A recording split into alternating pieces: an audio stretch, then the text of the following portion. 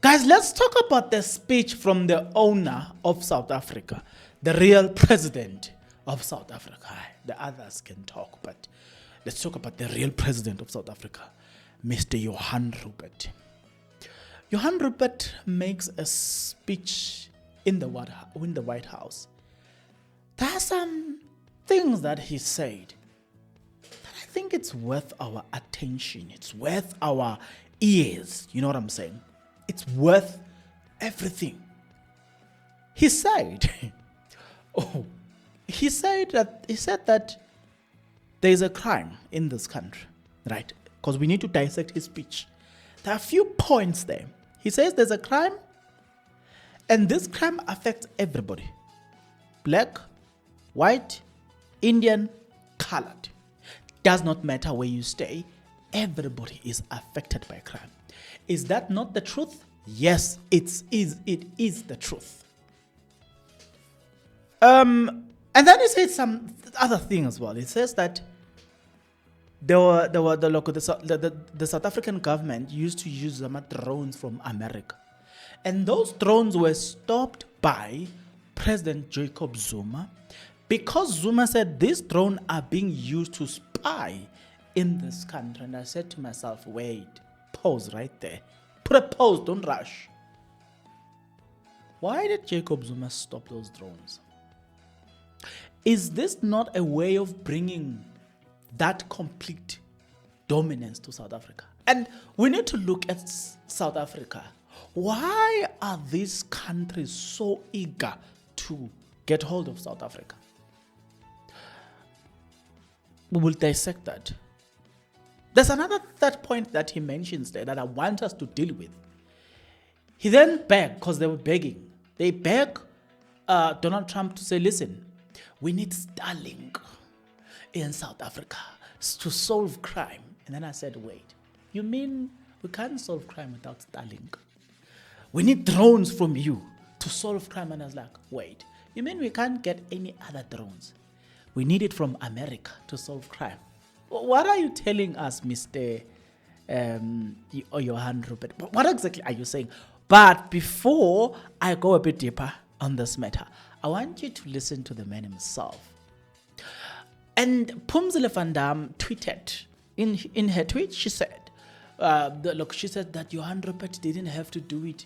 You know, he could have just kept quiet because he's got billions. And if there are problems in South Africa, he would have just ran away. And I said to her, I disagree with that. We'll talk about that. So I tweeted and I disagreed with Pumzile van Dam. I was like, Pumzile, I disagree with you. But listen to Mr. Johan Rupert here. President, if you had to wind all of those tapes properly, you will see I'm the biggest target of that rabble rouser. Number one for over 10 years, Mr. Malema. In fact, the first time I met him, he was in the youth league with that gentleman. And look how he's changed. Right. We have too many deaths, but it's across the board. It's not only white farmers, it's across the board.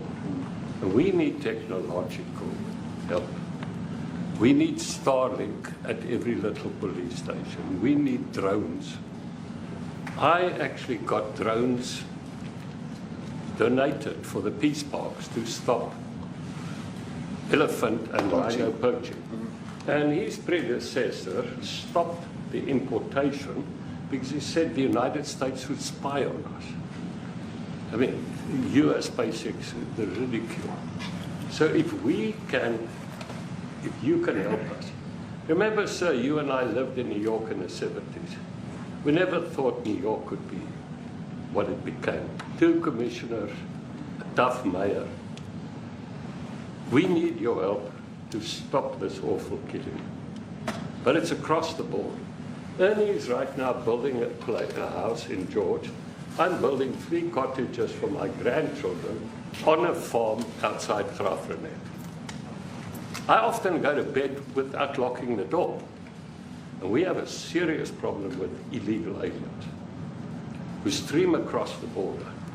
And if you really look at our statistics, a lot of these murders.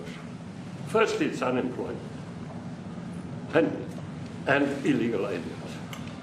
And then I met Vice President Watts many years ago at the Charlie Rose show. My wife loved the book.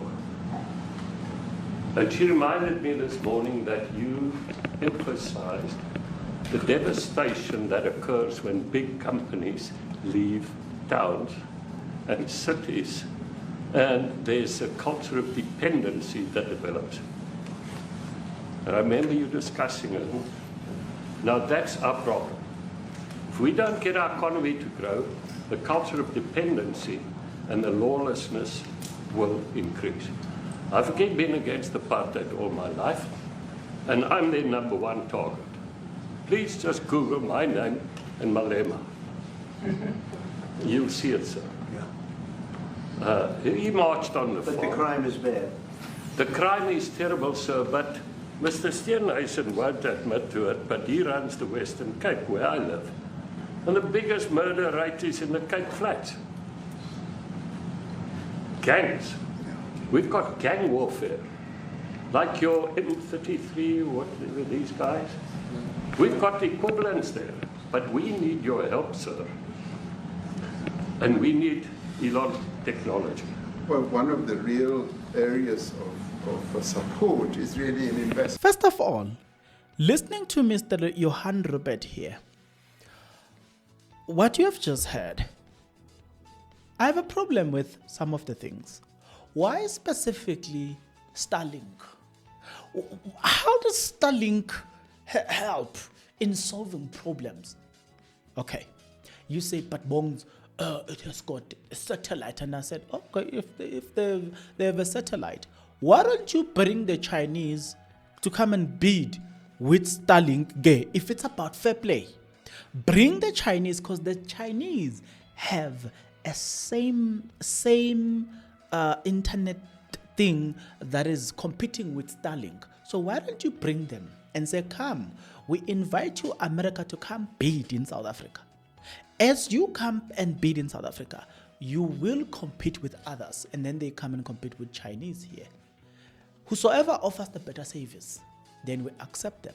Whosoever comply with the rules, and then we accept them. Why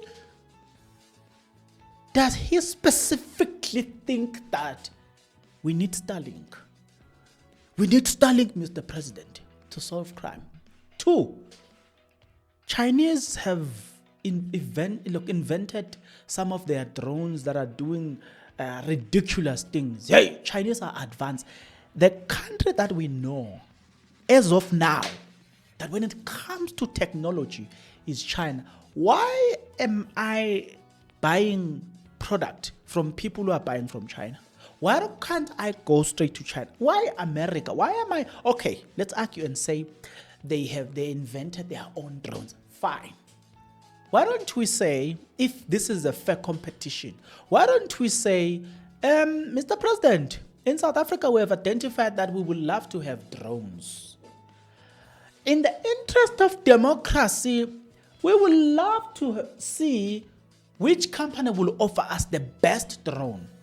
So we will invite your companies, Mr. President, from America, but we'll also invite other companies from other countries to come and compete.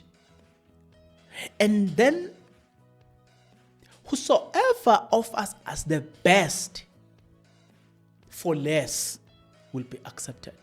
Why do we go there and say, Mr. President, we want your drones, so your drones can help us and can help solve crime? Why do we want drones made from America when there are other countries that are making drones? Why do we want the ones from America? Guys, open your eyes. This is more than drones. This is more than crime. This has got nothing to do what is being disguised as. It has got nothing to do with that. I now believe that the people who said what happened yesterday, they took the country and surrendered it to America for control. If if it can be proven as the truth, the question that you've got to ask yourself is, if they surrendered the country to America, why is America so invested to South Africa? All right, beside the minerals, South Africa is a country with a lot of access to the African continent. So if you want to access the African continent, South Africa is best placed to do that. So South Africa is in a very interesting position in terms of Africa. You cannot successfully defeat the African continent in the exclusion of South Africa. You need South Africa to come and play a role. That's why they are interested in South Africa. So, I have not even touched why why South Africa is important. And you think I've said that? No. I've not even scratched at the surface of why South Africa is important. But let's add a bit of twist to this. You might have noticed that they've been targeting South Africa for a number of times and for a lot of reasons. Whatever South Africa does, it matters. You'll have to ask yourself a question. Zimbabwe recently joined BRICS, or they were attempting to join BRICS if I'm not mistaken. I'm not sure. I think they joined. They officially joined, I'm not sure. Or they are somewhere closer to join BRICS. Why didn't they make any problem? Is it because they are done with Zimbabwe? Why when South Africa, why when the then President, Mr. Geopolitical Zuma, wanted to build power station, we were told he's being corrupt with the Russian companies. We want to come and eat money. Right there. When Zuma wanted to bring these people, it was a problem. But now you are going to bring America to solve problem. It's not a problem. What is it that we are not talking about here? When Zuma was close to the Guptas, it was state capture. Rupert, close to Ramaphosa, it's called business. I saw even SABC says a businessman. No. A businessman accompanied Ramaphosa. When Zuma did this, the same thing? No, state capture. How long are we going to be fooled? And we keep following these foolish ideas that we're being fed. How long will they fool us and we comply to this foolishness and we adhere to this foolishness? How long shall we comply to this foolishness? Can't we wake up and smell the coffee that this has got nothing to do with all these things that are being disguised as? Because it has got nothing to do with crime. It has got nothing to do with all the problems that they named. It has got nothing to do with that. It has everything to do with wanting to surrender the country there. You will listen to the speech, Mr. Rupert. He's speaking about his relationship with Donald Trump back in 70s, right? So you get a sense that these people have known each other for a while. Two, you might have also noticed the following: the fact that the meeting itself couldn't have happened without Rupert and the guy who is a CEO here, Discovery. What does it tell you? Why do they want?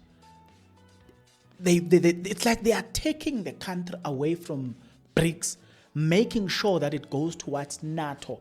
Why does South Africa seems to align with NATO, but it does not? It seems like the current regime, they are making sure that they are slowly but surely moving the country away from BRICS towards NATO. Why? When Zuma was there, the relationship between Russia and South Africa, the relationship between Brazil and South Africa, the relationship between India and South Africa The relationship between China and South Africa was clear. You couldn't doubt that there is a relationship between these two. But under the current regime, I think it's the relationship that exists in a paper somewhere behind shelves.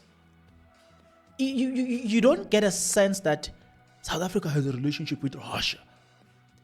But under President Zuma, we were sure. You couldn't doubt it. Any day long, you knew that South Africa has a relationship with China. But through this current regime, you get a sense that how a strategic way to slowly but surely pull away from the old friends to join some new friends. I'm getting a sense of that we are slowly but surely pulling away from that. Why does it seem like we don't want to hold on to our old friends? We want new friends. Why is America interested to capture South Africa? I mean, they could have captured Zimbabwe. They could have wanted to be close to Zimbabwe. They could have wanted, and I mean, they have a base, if I'm not mistaken, in Botswana. You understand what I'm saying? Why South Africa? Since they have a base in Botswana, why is it that Botswana is not enough? These questions I ask so that it can trigger something to you. Maybe you can go home and start looking at things from a deeper perspective, not just to look at things on a surface, but you have to ask questions. What is at stake here? Why are they so concerned about this country? There's something that you're not aware of, but there is something beyond what you and I are being told. There's something that is super, super, super, super important. Why? Find out the why. You will realize that they are disguising the problem as. Yesterday in our live stream, I said to you, there is this thing that, look, I mentioned a book without mentioning the name. I said, there's a book, it's called The Edge of Chaos, if I'm not mistaken. They speak about the fact that these countries will present what you know as funding. But in this funding, they give you rules. Those rules are saying you cannot take this money and invest in 1, 2, 3, and 4. In other words, they dictate what they want you to invest in. 2, they even tell you who to hire. If you read that book, it tells you why countries like Zambia had to sell their own state company, airline. It's because of taking this so-called investment. Look, this investment that I'm talking about is the investment that Donald Trump withdrew. The what aid, right? If you remember vividly, after Donald Trump pulled that thing from South Africa, there was an AU investment that was announced. They announced millions. You remember that EFF had asked the question, what are the conditions? If you were to ask such questions, what are the conditions of this? You will be shocked. You will realize that the conditions are saying you cannot advance the growth of your country. You cannot advance the cause of your people, right? That's why they didn't want to disclose the conditions, because if they were to disclose the conditions will expose these politicians who signed such deals that when you sold this country, most. What I'm simply saying is, when you start unpacking the speech and you start asking the question, why do you want specifically American? Is this not a business opportunity for these people and the complete dominance of the country, gathering intelligence of this country? Look, are you not inviting these American companies to come and plant their own things here so they can have complete dominance? Guys, there's a problem that we are not paying attention to. Reading will have to perform part of it. If you read, you will know when a newspaper is giving you propaganda, they will tell you. Right now, you have to ask yourself a question. Simple, basic, and fundamental question that you have to ask is, Why is the media silent about Johann Rupert being in America? But if it was Gupta's, probably today we will have so many articles that would have been released about how bad this thing is. Why is the media super quiet about Johann Rupert being there? The CEO of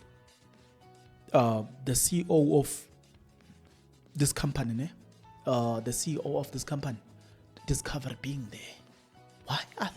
Why no investigative journalist is doing anything about it? Why are they turning a blind eye? That should say something to you. There is an agenda that nobody's going to talk about. And for you to escape all this nonsense, you have to start reading. Read an article, at least a day. Just read an article, at least a day. You will liberate yourself. You will realize when you are being fed nonsense that, you know what, stop with that nonsense. But if you don't read, they are going to sell this idea that we are creating jobs for you. That's why we bring these American companies. You must ask a question. How many jobs will be created? If you don't know how many jobs will be created, then let them keep those companies. These companies are useless to have. If they cannot define how many jobs will be created, how much is invested, out of the money that is being pledged as an investment to South Africa, how much will be used for what? If you don't know such, forget. You are being delusional to think that there's an investment that is happening there. It's a scam, broad daylight scam.